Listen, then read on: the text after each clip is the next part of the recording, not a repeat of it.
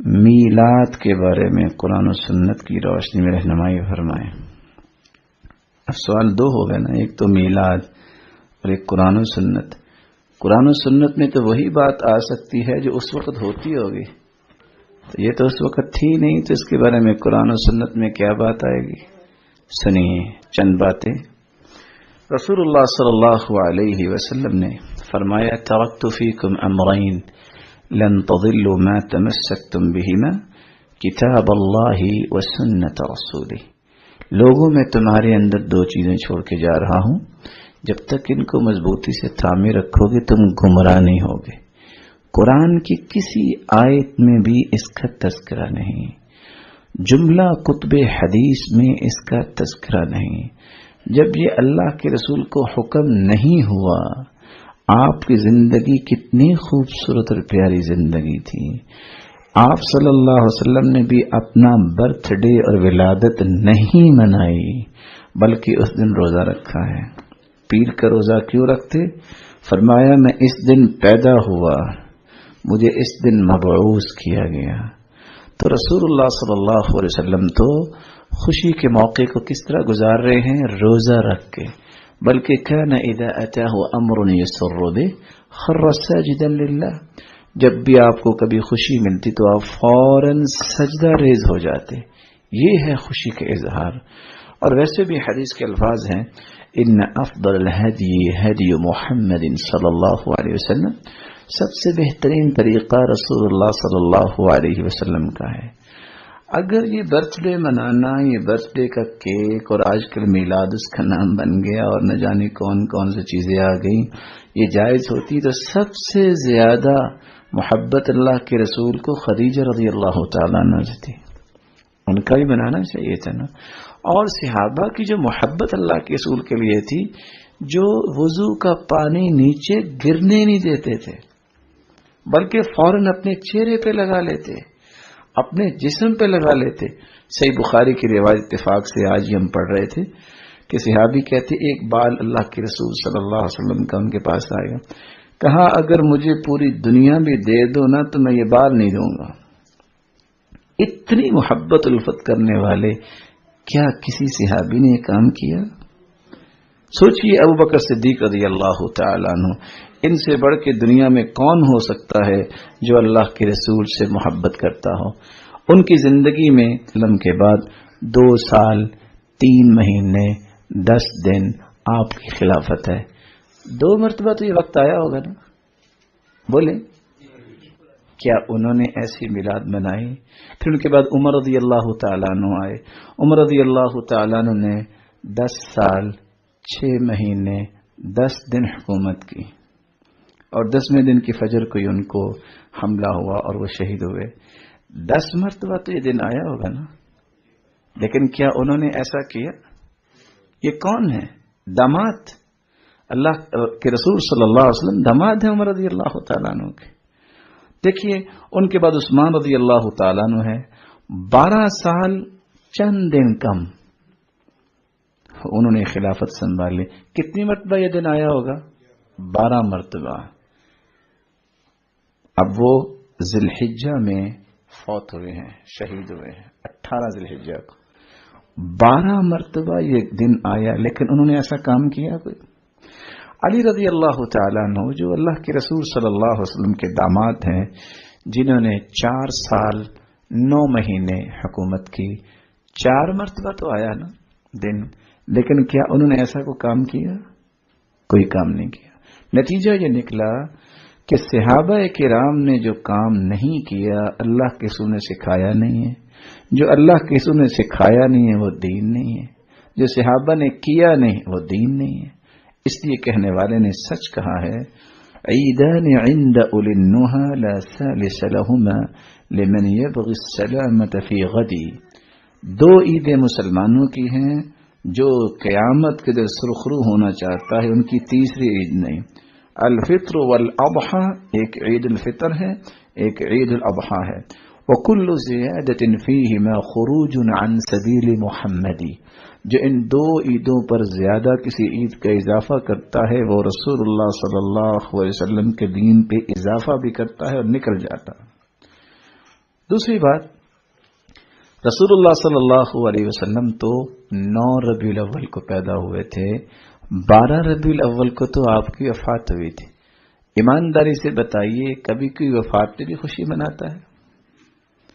اور اگر وقتی طور پہ مان لیا جائے کہ 12 کو وفات بھی ہوئی اور ولادت بھی ہوئی، جب ایک ہی دن میں وفات اور ولادت ہو تو پھر کس کو مناتے ہیں لوگ؟ خوشی مناتے؟ اس وقت جو ماہر ریاضی دان محمود پاشا فلکی ہے، جو ولادت رسول پہ بحث کر کے ایک موٹی کتاب لکھی ہے کہ 20 اپریل 571 جو میں مطابق 9 ربیع الاول بنتا ہے، بروز پیر صبح صادق کے بعد طلوع آفتاب سے پہلے، اور واقعہ فیل سے 50 دن بعد یہ رسول اللہ صلی اللہ علیہ وسلم کی ولادت ہوئی۔ اور مستند اس وقت ماہر عرب جو ہے، ماہر تقویم محمد طلعت عرب، یہ عام الفیل کا جب حساب پیش کرتے ہیں 1 ہجری کے ربیع الاول میں، پیر کا دن یا تو 2 کو آیا تھا، یا 9 کو آیا تھا، یا 16 کو آیا تھا، یا 23 کو آیا تھا۔ 12 کو تو پیر آیا ہی نہیں، تو اللہ کے رسول صلی اللہ علیہ وسلم پھر کس دن پیدا ہوئے؟ اس بات میں تو اتفاق ہے کہ پیر کو پیدا ہوئے۔ اگر سارے حسابات اس سن تک لے جائیں تو اس پورے مہینے میں یا تو پیر کا دن آتا ہے 2 کو، یا 9 کو، یا 16 کو، یا 23 کو، 12 کو تو آتا ہی نہیں ہے۔ اس لیے عقلی طور پہ بھی رسول اللہ صلی اللہ علیہ وسلم کے بارے میں جو بات کہی جاتی ہے کہ 12 ربیع الاول کو پیدا ہوئے، یہ ٹھیک نہیں ہے۔ رسول اللہ صلی اللہ علیہ وسلم جو ہیں وہ 9 ربیع الاول کو پیدا ہوئے، اور 12 ربیع الاول کو اللہ کے رسول صلی اللہ علیہ وسلم اپنے خالق حقیقی سے جا ملے۔ سب سے پہلے ابن خلیقان لکھتے ہیں، 381 نمبر ان کی کتاب کا صفحہ ہے، جس پہ لکھتے ہیں کہ ایک فضول خرچ حکمران، ایک عیاش حکمران مظفر الدین کوکبری، یہ ایک ایسا شخص تھا جس نے موصل کے اندر 604 میں سب سے پہلے میلاد منائی۔ کس سن میں؟ 600، اور کس جگہ میں؟ موصل پہ۔ وہ آج بھی کہاں ہے؟ عراق میں۔ اللہ کے رسول صلی اللہ علیہ وسلم نے سچ فرمایا تھا، ممبر پہ کھڑے ہوئے مسجد نبوی پہ فرمایا، الفتنۃ ھا ھنا، الفتنۃ ھا ھنا، فتنے ادھر سے اٹھیں گے۔ تاریخ گواہ ہے جتنے بھی فتنے اٹھے ہیں وہ عراق کی طرف سے اٹھے ہیں، جتنے بھی فتنے اٹھے ہیں۔ اس فتنے کی ابتدا کب ہوئی؟ 604 میں مظفر الدین کوکبری نے یہ لوگوں کو اکٹھا کیا، اور اس وقت بھی استعمال کیا لوگوں کو، اور لوگوں کو جواز کے دلائل بھی اکٹھے کرنے پہ ہزار ہزار انعام بھی دیا، اور دلیل ایسے یہ عید میلاد النبی بنی۔ کہتے ہیں جی ابو لہب نے صوبیہ لونڈی کو آزاد کیے دیا تھا، جب قبر میں وہ گئے تو ان کو اس دن عذاب میں تخفیف ہوتی تھی۔ جب اللہ کے رسول پیدا ہوئے تو ابو لہب چچا ہے، اس نے لونڈی آزاد کی۔ اس وقت وہ مسلمان تھا کہ کافر تھا؟ پھر ایمان کی حالت میں فوت ہوا کہ کفر کی حالت میں؟ تو جو کافر کا عمل ہوتا ہے وہ ہمارے لیے حجت ہے؟ بولیں ایک بات۔ پھر یہ خواب کی بات ہے، خواب وہی ہوتی ہے؟ انبیاء کی خواب وہی ہوتی ہے؟ صرف کسی انسان کی خواب وہی ہو سکتی؟ پھر بتائیے کہ سب سے پہلی دشمنی کی ہے اللہ کے رسول صلی اللہ علیہ وسلم سے کس نے؟ اسی شخص نے۔ اسی نے کہا تھا نا، تبا لک یا محمد صلی اللہ علیہ وسلم، تیرے ہاتھ ٹوٹ جائے، نعوذ باللہ نعوذ باللہ۔ تو اللہ تعالیٰ نے صورت نازل کر دی، تبت یدا ابی لہب وتب۔ تو جو سب سے پہلا دشمن ہے، تو اگر اس نے لونڈی آزاد کی بھی ہوگی تو اس وقت اللہ کے رسول نبی تھے یا اس وقت پتا تھا کسی کو؟ اور پھر یہ کافر کا عمل ہے، وہ ہمیں دہرانا چاہیے۔ دوسری بات، رسول اللہ صلی اللہ علیہ وسلم نے جب دنیا میں قدم رکھا، اگر یہ مان لیا جائے کہ اس نے لونڈی آزاد کی تھی، عائشہ رضی اللہ تعالیٰ عنہ نے سوال کیا عبداللہ بن جدعان کے بارے میں۔ عبداللہ بن جدعان نے بہت قرض لیا لوگوں سے، آخر بھاگ نکلا تو غار میں چھپ گیا۔ جب غار میں داخل ہوا تو سونے کی ایک ہرن بنی ہوئی وہاں مل گئی اس کو۔ وہ واپس آیا، قرض بھی لوگوں کا دیا، اور 1000 اونٹ ذبح کیے، 1000 گائے ذبح، 1000 بکریاں ذبح کی، 1000 لوگوں کو اس نے کھانے دیے اور لباس دیا۔ تو عائشہ رضی اللہ تعالیٰ عنہ فرمانے لگی، اس کو بھی اللہ نہیں بخشے گا. فرمایا ولا صلی یوما، اس نے ایک دن نماز نہیں پڑھی، اس کی بخشش کیسے ہوگی؟ رفاعی عامہ نہیں، اللہ نے دیکھنا کہ کیا کر رہا ہے اور کیسے کر رہا ہے، وہ تو اللہ جانتا ہے نا.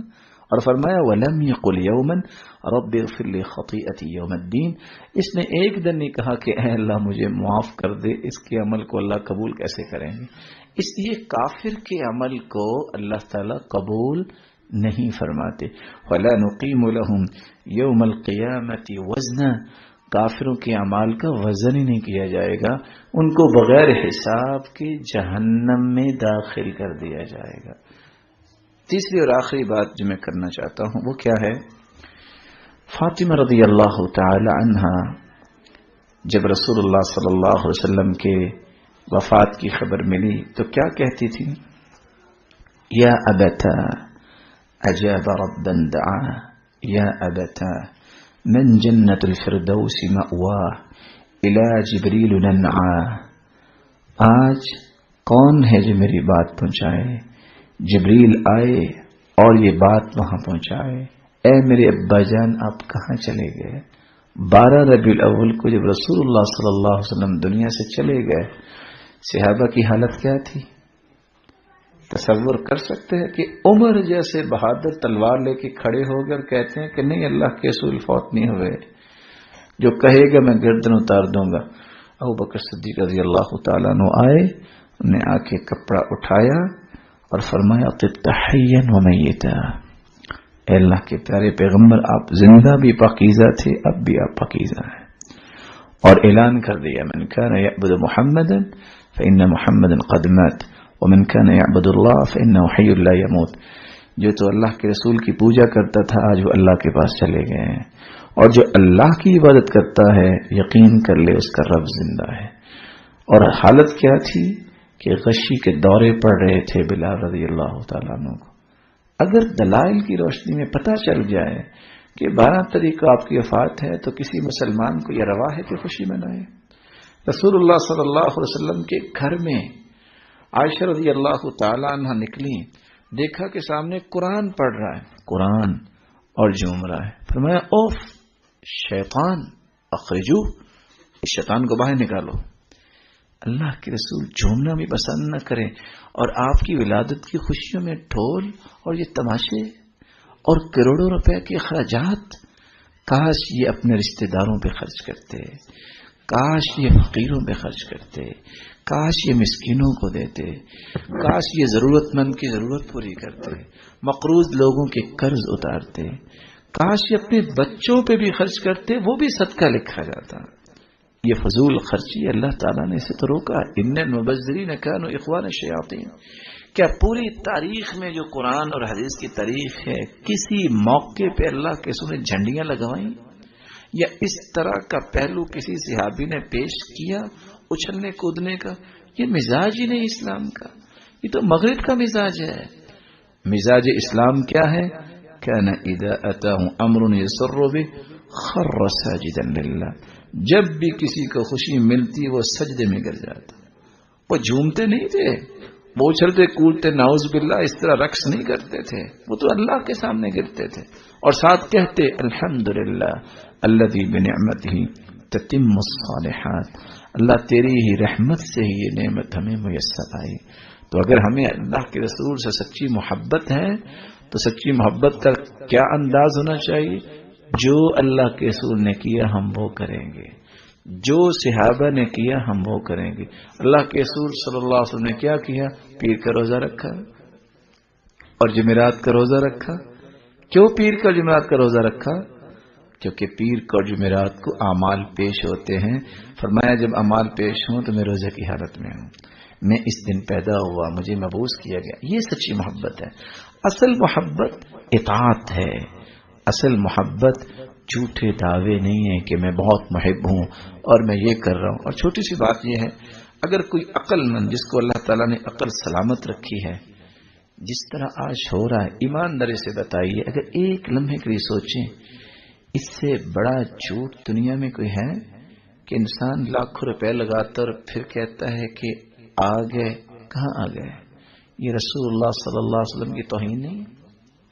دیانت داری سے بتائیے کہ بڑا جو انسان ہوتا ہے اس سے بڑی تو کائنات میں ہستی کوئی نہیں آئی، اس سے بڑی تو ہستی آئی کوئی نہیں۔ ان کے بارے میں یہ عقیدہ رکھنا کہ وہ پوری دنیا میں چکر لگا رہے ہیں اور ہمارے گھروں میں آ رہے ہیں، یہ توہین نہیں ہے اللہ کے رسول صلی اللہ علیہ وسلم کی۔ اور پھر جب 1,24,000 پیغمبر اکٹھے ہوئے مسجد اقصی میں، امامت کس نے کروائی تھی؟ تو یہاں ہم کہتے ہیں آگے پھر بھی امامت کون کرواتا ہے؟